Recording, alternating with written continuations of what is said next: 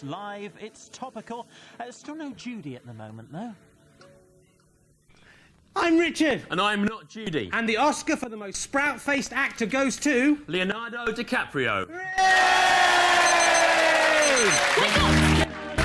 Put on your clothes, another day is dawning. Turn on your TV. Time to watch This Morning with Richard and Judy. Let down your hairs, forget all your cares. Kick off your shoes, here is the news. Take off your shirt, here is the dirt. Take off your pants, thanks. With Richard and Judy. For better, not worse, it's live, not rehearsed. Made for no money, surprisingly funny. Welcome your hosts, they're called Richard and Judy. They have no idea, so let's see how they do.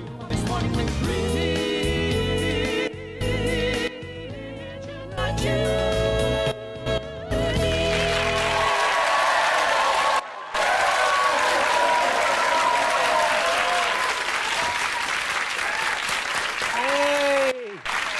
Thank you. I am Stuart Lee. And I'm called Richard Herring, and welcome to TMWRNJ.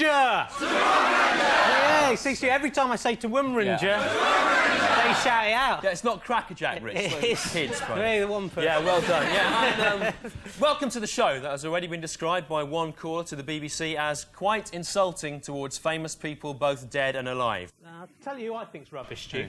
Dr. Benjamin Spock and Jonathan Aitken's daughter. You don't learn, do you? No, I did. I just get worse if they complain. I do it. Well, it's terrible though. The Jonathan Aitken thing, his daughter. You know, I mean, if we're to be believed what they say in the papers, he made his daughter lie for him, and now she faces jail. But I mean, you have to be a pretty harsh judge to send a 17-year-old girl to prison for lying for her father. Yeah, I hope he does, though. Yeah, hand me. Anyway, today is Mother's Day, so if you're a teenager, I expect you got up about 10 minutes earlier than you usually do, and then took your mum some undercooked eggs and a spilt cup of tea, and are now acting as if you're entitled to do nothing around the house for the next year.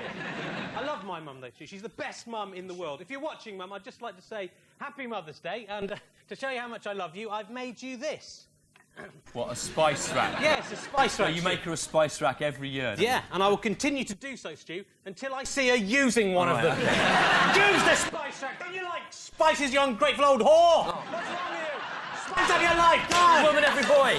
Nobody loves their mum as much as I do, Yeah, Stu. OK, all right. Nobody. What about Oedipus, Rich? He really loved his mum. Well, Oedipus, Yeah, Stu. yeah, in classical myth, right, Oedipus so loved his mother that he killed his father and then gouged out his own eyes. Yeah. You should have just made her a spice rack, shouldn't you? How different the world would have been then. The phrase Oedipus complex would be used to describe not a man who wanted to make love to his mother, but a man who wanted to make love to a small wooden herb storage facility. Well, maybe Oedipus did make his mum a spice rack, Stu, and it was the fact that she showed no interest in it that sent him over the edge. Okay, 30 years! 30 years of spice rack, you whore! OK, stop now.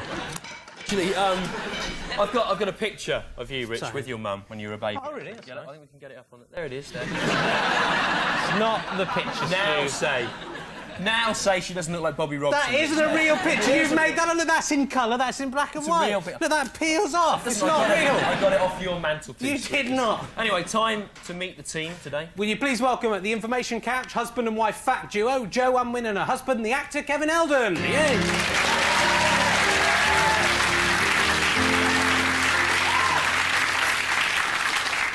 And playing the music, our musician, Richard Thomas, who's been described as looking like Ted Danson in a hermit's wig.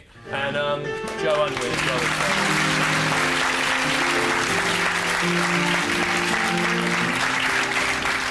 I really love it. It's nice, baby. It's great. Yeah, and full of the joys of spring, please welcome new bar slave duo Trevor and Natalie. Trevor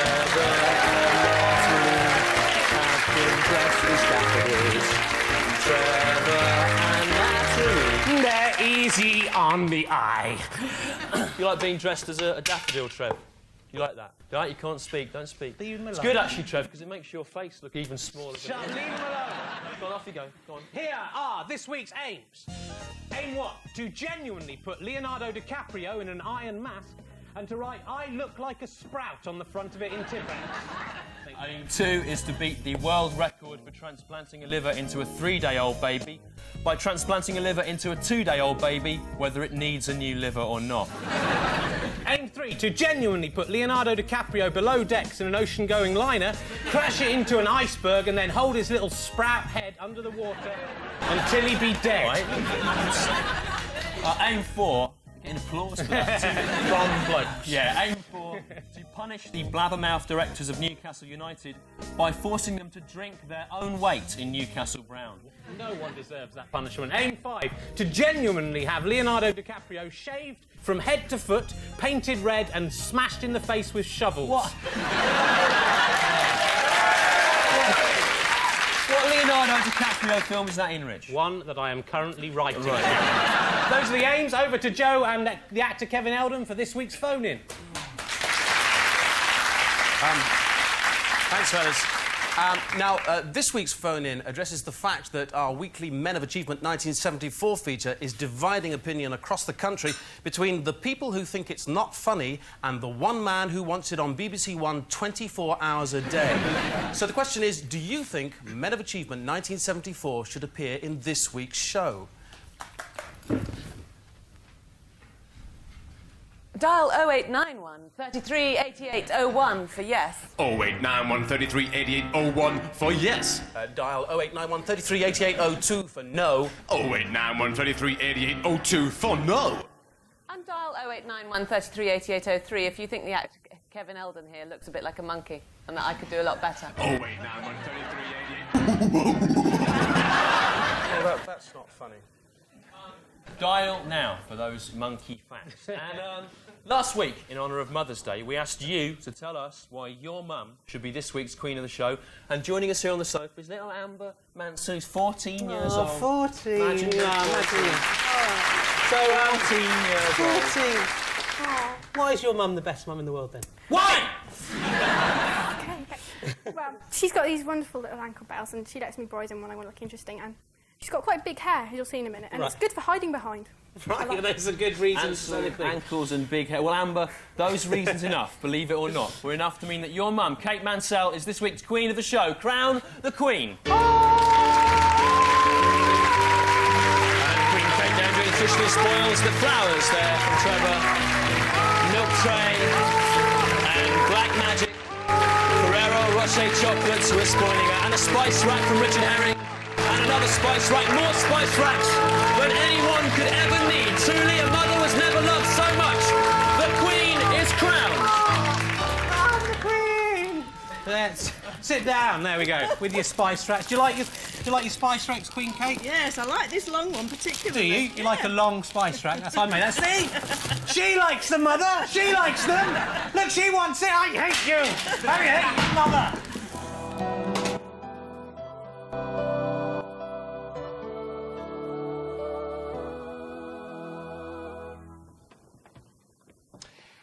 I would like to believe in God, said a naive young man to me. But there are so many religions in the world, how can I be sure that yours is the correct one? Because, I replied, all the others are obviously wrong, and mine is right.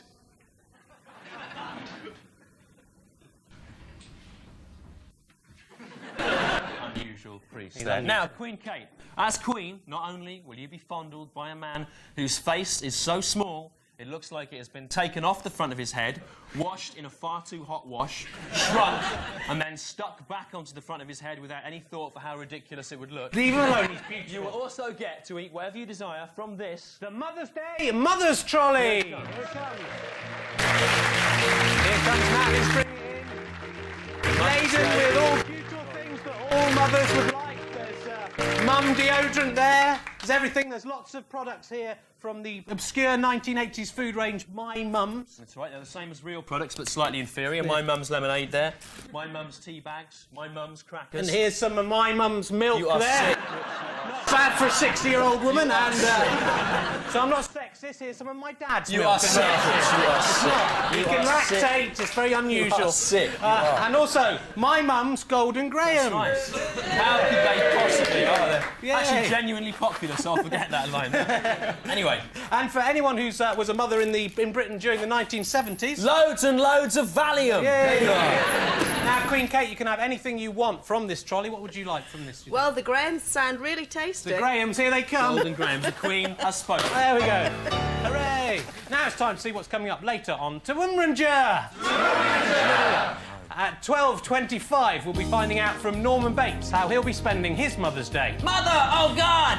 And at 12:30, we'll be remembering the life and work of the world's most famous mother, Mother Teresa, as we take a look at a set of previously unpublished explicit glamour shots. At 12:49, we'll be genuinely planting Leonardo DiCaprio in an allotment to see if he will sire a harvest of giant sprouts. Leave him alone. At Horrible 12:56, bloke. we'll be revealing a cure for Andrew Lloyd Webber's mystery illness, unless we receive £5,000 in unmarked bills. But first, here's someone who really hates his mother. Look at this. Like all mothers, Mother Nature is a woman and is thus temperamental and untrustworthy. Sometimes she soothes us, letting us suck at her dry dugs, but other times she slaps us and takes her dugs away. Hi, I'm Greg Evigan from My Two Dads, but now I'm presenting this show, When Insects Attack. This week, worm.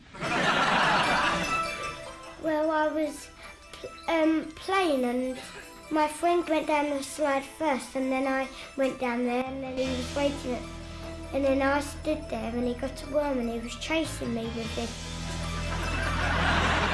Remember, this is the original camcorder footage.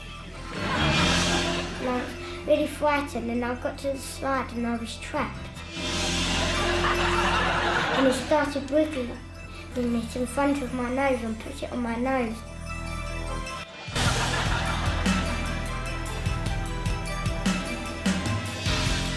And then I went like that and just shuffled it off. Then the worm went and we just started playing happily again. Well, Michael will be thinking twice before playing with the worm again. His tiny mind has already experienced the actuality of what can happen when insects attack. I'm Greg Evigan. Bye-bye. I made this? Greg Evigan there.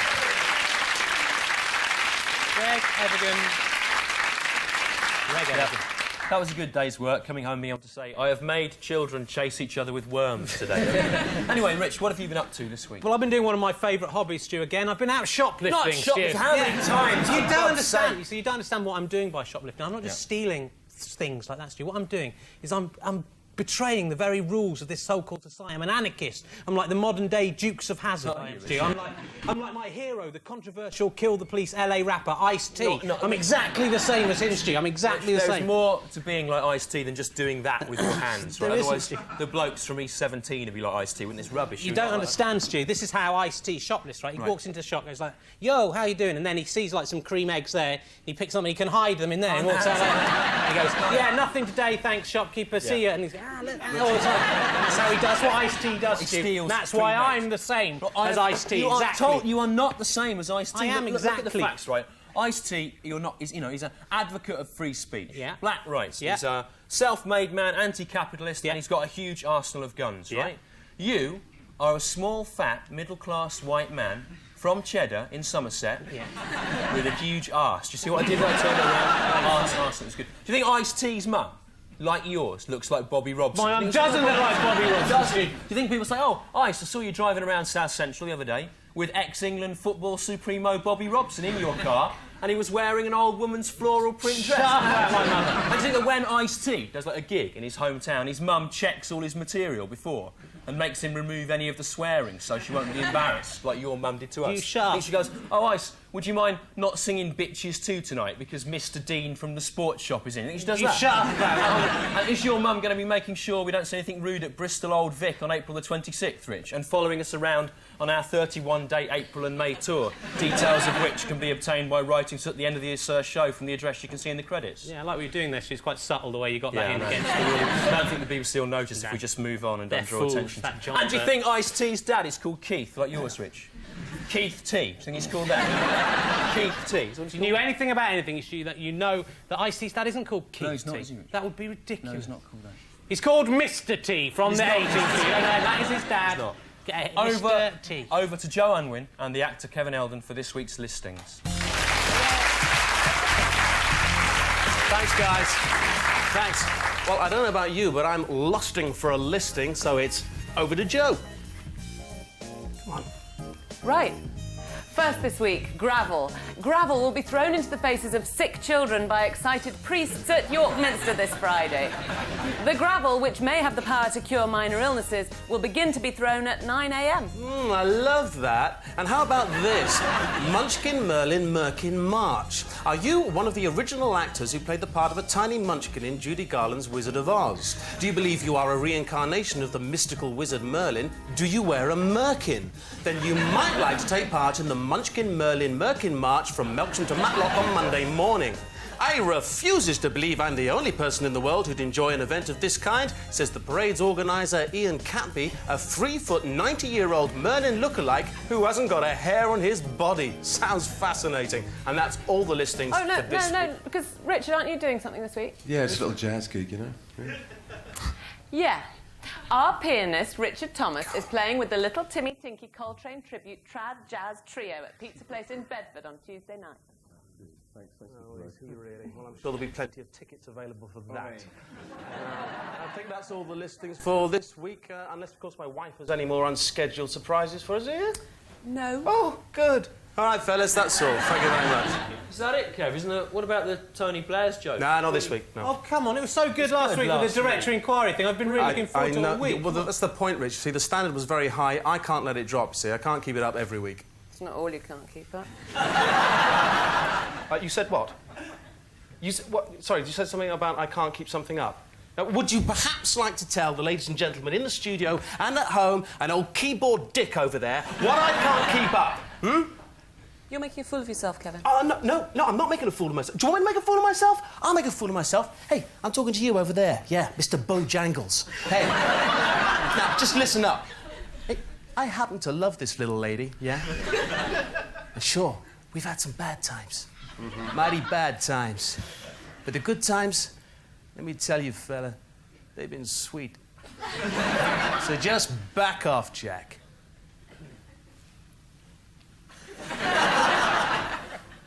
Well, that Munchkin event sounds good, doesn't it? TMWRNJ! Yeah. Anyway, if you see the Sun this week, Rich, there's this kid's been in the paper all week, claiming he's been abducted by aliens from space, right? Yeah. There are the aliens there. Oh, that's his mum and dad. Look, they're very similar, though. I got abducted by aliens once, actually. I woke up in this strange bed in a room I'd never been in before. I was wearing a woman's bra, an old man's pants, a bright ginger merkin, Stu, a gas mask, and the aliens had left their kind of milk all over me, all smeared all over my face. Alien milk? Yeah, I lapped some of it up, you know, to see what it was like, and it was horrible tasting milk. It was kind of brackish taste, not like milk at all, really. Alien milk? Yeah, I think that's why they come to Earth, because alien milk is so awful. They've come here to get our nice planet Earth milk. Yeah. That is why I believe, Stu, that they fly around in saucers. See, Richard's been getting the jokes off lolly sticks again there.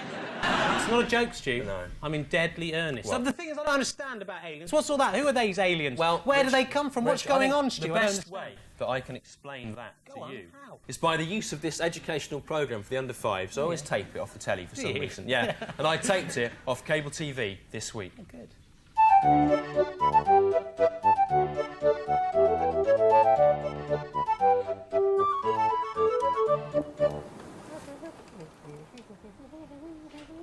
Oh, hello, me hearties. It's me, Histor, Sky TV's magic one-eyed pirate history crow.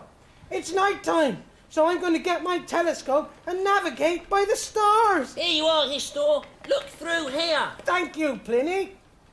What? What on earth? These aren't the stars. All I seem to be able to see are the internal digestive organs of a man as viewed by the rectum. This isn't a telescope. Oh, sorry, Histor. I thought you said endoscope. The fibre optic tube used by doctors to perform investigations into the bowel, namely endoscopies. No, you numbskull. I said telescope, Sorry, not Histor. endoscope. I thought you said endoscope. Anyway, what's the news, Histor? Well, you may have seen on the grown-up news that there's been some people who've seen UFOs. What is a UFO, Histor? Although I have a full working knowledge of obscure medical procedures, I have never heard the phrase UFO before. It means unidentified flying object. Unidentified flying object. Some people think that they are the spacecraft of aliens. Aliens? I hate hands. No, aliens. Aliens. Aliens from outer space. come with me now, Pliny, as the crow flies.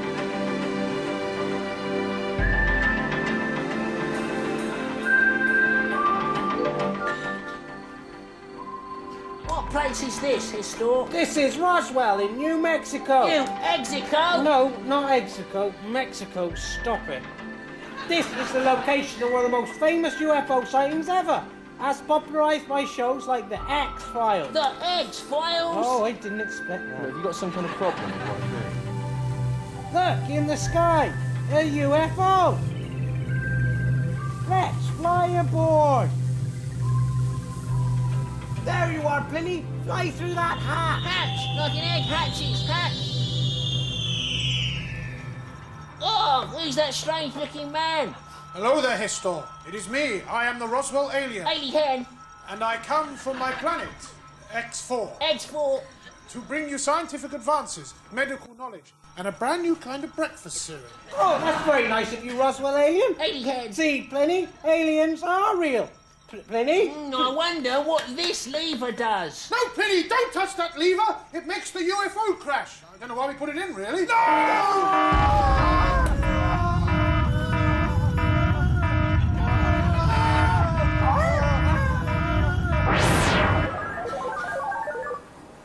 Well, I hope you're pleased with yourself, Pliny Harris.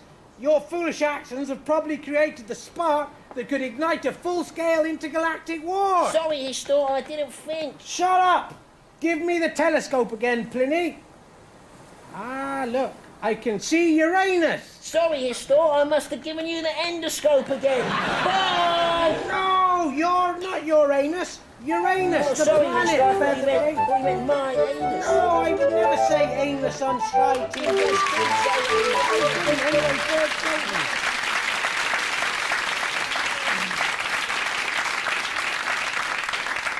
Do you understand now, Rich? Yeah, those crows have made it a lot clearer, Stu. Do you want some of my mum's milk, Queen Kate? It's delicious. thanks. Are you sure? Yeah. It's lovely. It's suckered me.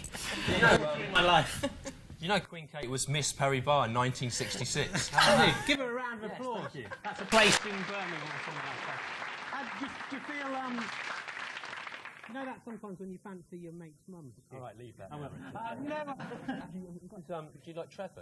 Have you had time to check him out? Yeah, Quite nice, I isn't think he? his petals are beautiful. They are. Of course, those are false. You know that. But actually, I'm glad I've seen Trevor there. The my mum's Leonardo DiCaprio. Imagine if I'd managed to say that properly. It may have been funny. I guess we'll never know. Try it now. against you. We'll all try and forget that you said it wrong. Okay. Trevor Locke there. The my mum's Leonardo DiCaprio. No, it wouldn't have worked. Yeah. Was one bloke laughing in a sarcastic way. It was Richard Thomas. Yeah, it's nothing to be gained from that. But actually, a lot of Trevor's mates have been writing in saying that his face isn't really small, right? So I've decided to put that for the test once and all. There we are. Now that is a small face, isn't it? There's no way. No Leave two him ways alone, about Stu. it. Can no Get denying him, it. Trevor. It's beautiful.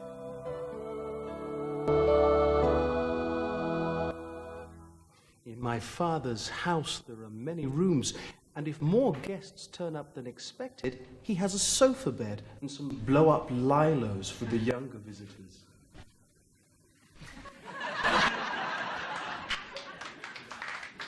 You know, no, don't bother. You know the best mother in the world is. No, Stu? who's the best mother in the It world? is the Queen Mother. The Stu. Queen 'Cause- Mother. Yeah, I'll tell you why. Because she just lies there in a palace all day, being serviced by hundreds of men who impregnate her. She gives birth to hundreds of children, and then she throws out her lovers into the cold to die.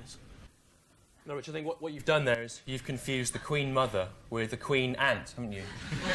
Yes, I have. Yeah, that's where the humour arose from. Yeah, because they both got Queen in them. Yeah. Though, admittedly, the second part of it doesn't sound very similar. No, It's an it unlikely doesn't. misunderstanding. An unlikely error. But it did happen.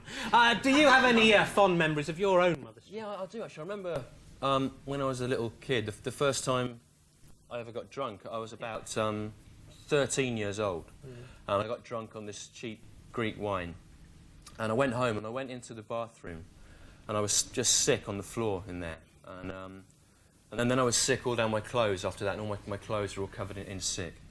And then I was sick into the sink, and that was all full of sick. So I tried to scoop the sick out of the sink and put it down into the toilet until the toilet was actually full up with sick. It was right at the front with sick. And then my mum came in and she looked at the sick on the floor, and she looked at the sick all down my clothes, and at the sink they're all full up with sick, and then at the toilet across from that all overflowing with sick, and then at me standing there with my 2 cupped hands full of sick. And she said to me, "Have you been sick?"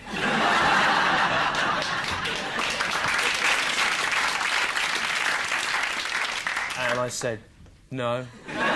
I got away with it as well that time, which was good. Just bluffed it out, you know, it was all right. So, had you been sick or not? I had been sick, yeah. At the beginning of the story, you said you'd been sick, and then at the end you said you hadn't. Comic purpose. Well, no, it was a good story. I liked the story, Stu. It was a good story, but it didn't make sense. Time to go over... The second half said you hadn't been sick. To Joe Unwin and the actor Kevin Eldon for the phone-in update. 549 people have called in so far. 39% said they would like to see Men of Achievement. 23% said they'd like to see it scrapped. And 38% said they think the actor Kevin Eldon looks like a monkey. No monkey. There we go. The facts rolling in. They are. So just at the moment you're going to see Men of Achievement, but maybe not. Now, then our next guest actually used to teach me history. And now you might think our guests are going down the toilet if that's all he has going for him, but it isn't, because he's now world famous because a little over a year ago he discovered he was related to a very old skeleton. That's right. So, will you please welcome from the Kings of Wessex School in Cheddar, in Somerset, Mr. Adrian Target. Here he is. The real man. He's real, this is all true. Real man. Mr. Target, I don't feel I can call you Adrian, because you're always... Feel Mr. free, Richard. Can I? Feel Adrian. free. OK. Someone has to, I suppose. So, can you tell us what happened? How did this come about that you're related to a very old skeleton? Well, a television company came to do a programme about Cheddar because it's such an interesting place, as you know. Yeah. And he wants to be mayor. They wanted to photograph the caves, and they wanted to photograph the palace outside of the school. And they wanted to link the skeleton with some local people. What skeleton? Remember, most towns don't just have skeletons like that. Oh, we've got a very famous 9,000-year-old skeleton. Right. And they wanted to link local people with him. So they wanted to DNA some children. They got a sample of DNA from the skeleton. What, and then you just said, can I do it as well? No, I said some of the children didn't want to be DNA'd. They thought it was going to be dangerous injections and things like that. So they're from Somerset. I said, they were a bit suspicious. And so I said, I'll have it done just to show you there's nothing to it. Right. And it was me. It was you. It was related. He was related to a 9,000-year-old, directly related to a 9,000-year-old skeleton. And how far away do you live now from where the skeleton was found? Oh, 600 yards. Right.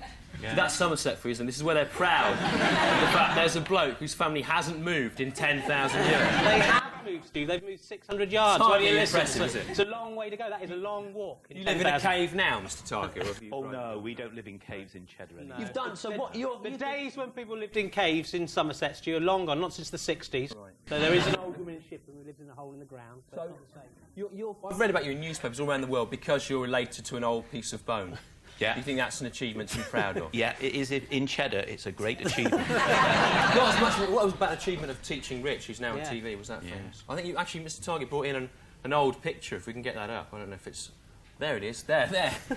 There's Rich when he was young. He had an arrow stuck to his head, going in the wrong direction traditionally. That's good. What was I like at school, Mr. Target? Was I all right? Words fail me. Do you remember that time in the Ascension Day service in about 1983? And Mr. Herring, the headmaster, said, because we all got the same name down there, he said, can we have a minute's silence to remember Jesus ascending to heaven? And everyone was silent. And then one person in the congregation made a really loud burp that lasted about 5 seconds. Do you remember that? No, I was already... That was me, I did that. No one ever knew, but I've just revealed it. I was already at the tower with the Reverend Denman. Were you? Then. Yeah. That's why he got sacked from being Rick. Yeah. Well, if you've ever wondered what, it's like in Cheddar and the names of some of the people that live there, then now you know. If you haven't, probably feel slightly confused and bored by that. Mr. Adrian Target. Adrian Tadger Target there. Adrian Tadger Target. He's related to a skeleton. And now, let's have a look at some other teachers. Come along, ladies and gentlemen,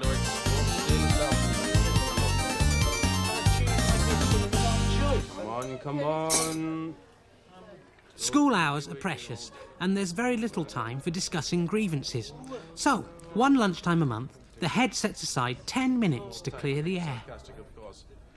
Now, come on. We've got a lot to get through. Take 1 cup of coffee and 1 biscuit. 1 biscuit, Mr. Harris, unless you're having no milk in your coffee, in which case you may take an extra biscuit, unless it is a chocolate biscuit. Now, get to your seats quickly and quietly. Headmaster, can I have no coffee and 3 biscuits? Don't be impertinent, Mr. Kennedy. I'm not. I think your biscuit system is very good. You obviously don't, so button it now. I do. I think it's very important that we have a correct biscuit system. Imagine the anarchy that would occur, Headmaster, if people were allowed to just have as many biscuits as they want. I am not interested in your Kenny Everett whimsy, Mr. Kennedy. Because all I'm saying, right, why don't we have a system where any member of staff is allowed to have any one of any 3 items, be they coffee, biscuit or milk. That way you could have no coffee and 3 biscuits, or 2 biscuits and a little tiny cup of milk. Just about that. Perfectly clear system. 2 biscuits maximum. Sit down. But Mr. Kennedy is right up to a point, Headmaster. Mr. Harris, joining the biscuit conspiracy. Oh, infamy, infamy. They've all got it in for me, as the late great Kenneth Williams said. It's just that if Mr. Kennedy was allowed 3 biscuits and no coffee, and he didn't want one of his biscuits, then I might be allowed to have a milky coffee and 2 biscuits if one of Mr. Kennedy's rightful biscuits was transferred to my biscuit ration. Take your milky coffee and 1 biscuit and sit down. May I remind you, you are on probation, Mr. Harris? Oh, blimey. Oh, thank you so much. Oh, no, my biscuit's gone all soggy. Well, come on then, eat your biscuits. Hurry up, heat them. Thank you, Alan. Good. First item on the agenda. The perennial problem of mindless vandalism and graffiti in the staff toilets. Now, every week I print out a new polite notice on my home computer. Please do not throw cigarette ends down the toilet bowl. And every week some wag adds the legend, as it makes them difficult to relight. And I'm not sure, but I don't think in this case that there should be an apostrophe in makes. But I don't know. After all, I'm not an English teacher.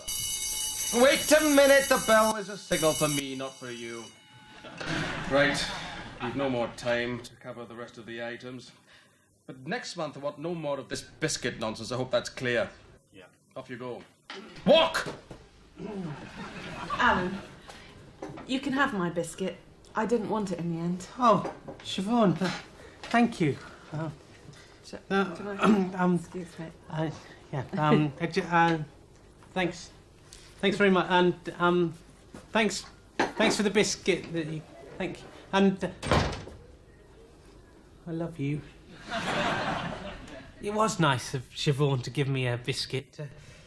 I shall keep it for always as a reminder of her kind and caring soul. It's not as if it's one she wouldn't have wanted, you know, like a coconut one or a Hovis digestive. No, it's a happy facer. There's only 4 of those in the box, and they're always the first to go. That's another reason why the headmaster's biscuit system isn't fair, because it doesn't take into account that some biscuits are more popular than other ones. I must mention that at the next meeting. Still, every time I look at this biscuit, I'll be reminded of Siobhan's happy, smiling face, and who knows, one day, if God be willing in his heaven above, I might come home to see the real Siobhan's happy, smiling face there to greet me. Oh well, the marking must be done.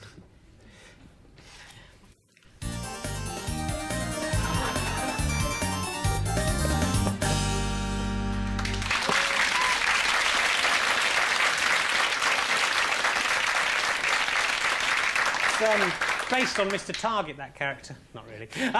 Now it's time to meet officially the most frightening citrus fruit ever to appear on Sunday lunchtime television. Will you please welcome the Curious Orange?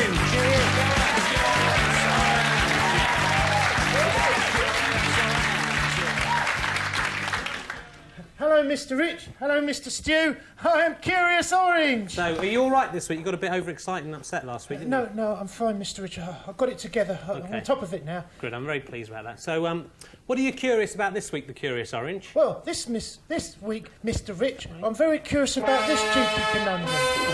We are going to have to stop you there. What is this? What? Well, we've got a special Mother Day surprise item for you.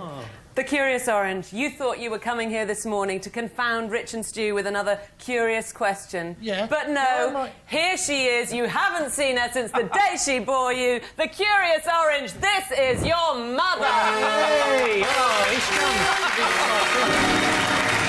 Oh, that's beautiful. Look, it's your mother. Your mum, she's come all the way.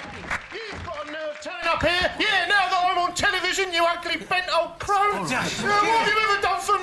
Curious Orange, be quiet. That's your mother. Have some respect. She bore you on her branches for nearly 6 weeks. Who cares? I was always her least favourite. I mean, how dare you turn up now?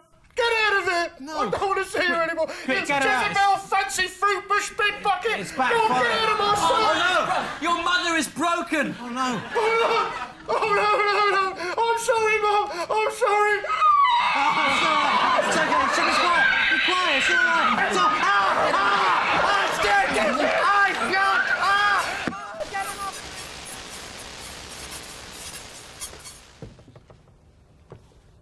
My name is Roger Crowley. You may know me by my wickedness. On Thursday, I saw an owl in my garden. Let the mayhem commence, I sneered, as I kicked the wise bird in the face. Unfortunately, on this occasion, the owl was a stone one that I used to decorate my rockery. And as I was barefoot at the time, I badly stubbed my toe. My plan had failed. But next time, believe me, my friends, the owl will be real, and all who pass may see my wickedness as his feathery face explodes against my boot. Oh yes, one day you will all see my power.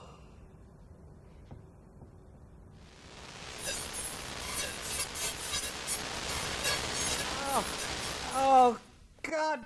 Look at that! Look what he's done to me! Damn that orange! Sorry Damn about into those hell! incredible scenes of thank citrus you, fruit Trevor. violence there. Thank you. Now, a lot of people have been writing in. You're right. Yeah, asking if there's going to be another Good actor, series isn't it? of TMWRNJ.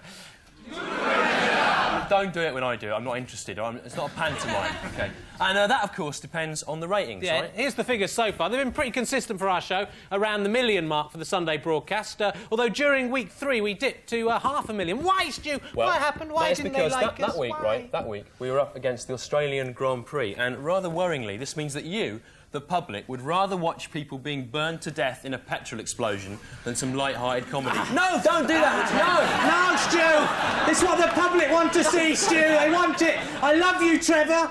I love you, but you have spurned me, and so you must pay, like the others. Don't do it. You have to go that extreme. Surely there are other options before setting fire to a small-faced, flower-head man. Like what? We could advertise or something. Well, all right then. Okay, right. Off you go, Trevor. Because out there in Britain right now is an apathetic army of couch potatoes and ragamuffins. Sorry, Trev. And they're all looking for a pointless cause support. We could get them to advertise us. Yeah, for free. It's time to mobilise the Lee and Herring Child Army. Yes, here we go. You might like to advertise us by putting up an advert for us in the window of your local newsagent. There you go. Watch Lee and Herring in TMWRNJ. Good. And also you could double up, also bike for sale there. That's you might like to try that. And younger viewers could write our names in Tipp-Ex on their satchels and show them to their friends at school. There you are now. Or, if you're a businessman in your suit and tie, you could write our names on your briefcase, like that, there. That show it to the other people in your office. So go out tomorrow, advertise us, let your imaginations run wild. Or you can do what people who work for advertising agencies do, right? Which is just do an exact copy of someone else's film or comedy idea without paying for it, make loads of money out of it, and then spend all that on drugs. There you are. That's what they do in the real world. So don't do that. Though send us proof of what you've done to advertise us by Thursday, or the advert itself, to the address on the screen, which will be repeated at the end of the show. You can also find out our tour details on that, remember. And whoever advertises us the best will be the king or queen of next week's show. So go for it. Yeah.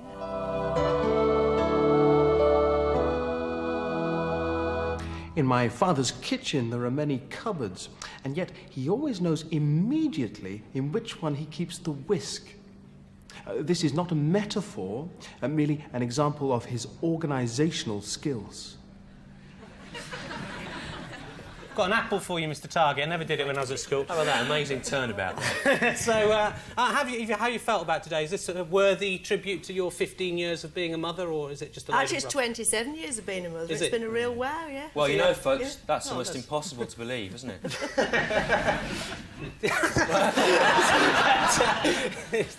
No, she looks lovely. I can't believe it's 27. I was Miss surprised Mary you had Barr, a 15. 1966.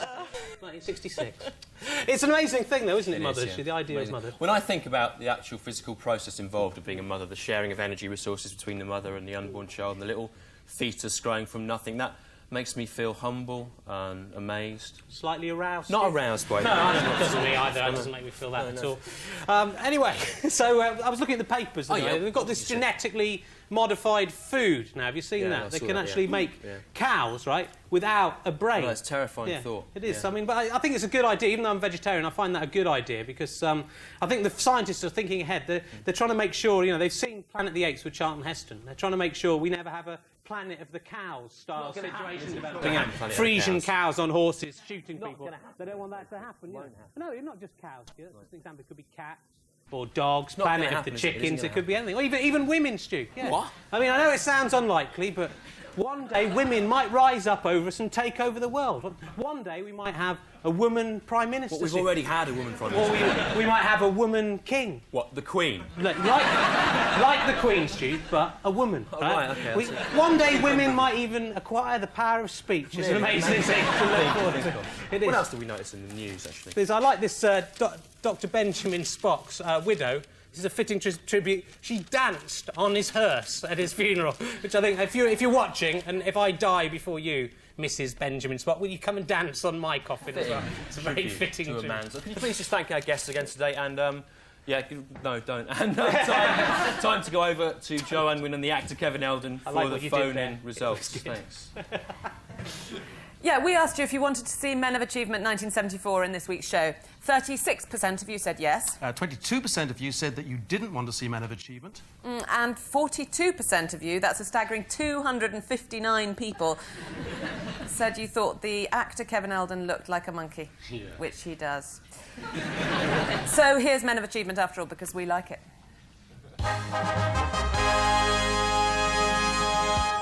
Men of Achievement 1974. This week's Man of Achievement 1974 is Moritz Adolf Jehndorf, an Austrian author and dentist. His published works include Pie and the Tart, First Book of Puppets, and Noodlehead Stories from Around the World. His hobbies include making wine from flowers. Men of Achievement 1974. Hooray! Now that is the end of the show. Don't forget, you can write to us at room 3306 BBC TV Centre, Wood Lane, London W12 7RJ, or visit our website at that address, or even email us at that address there. Yeah, incidentally, our comprehensive email stuff keeps crashing and they keep on cutting us off and we lose emails and stuff. So if you're an internet server and you want to give us some free stuff in exchange for a plug and a free account, do write in and let us know, because CompuServe are rubbish. That's Don't right. go with them. That's the end of the show. Time to sing this week's song, the Mother's Day anthem, Bohemian Rhapsody by Put on Queen. your Brian May wigs. Put your Brian May wigs on and stand with wigs. Mothers everywhere. Just kill the man. Put a gun against his head. Pull the trigger, now he's dead. My life had just begun, and now we're gonna throw it all away.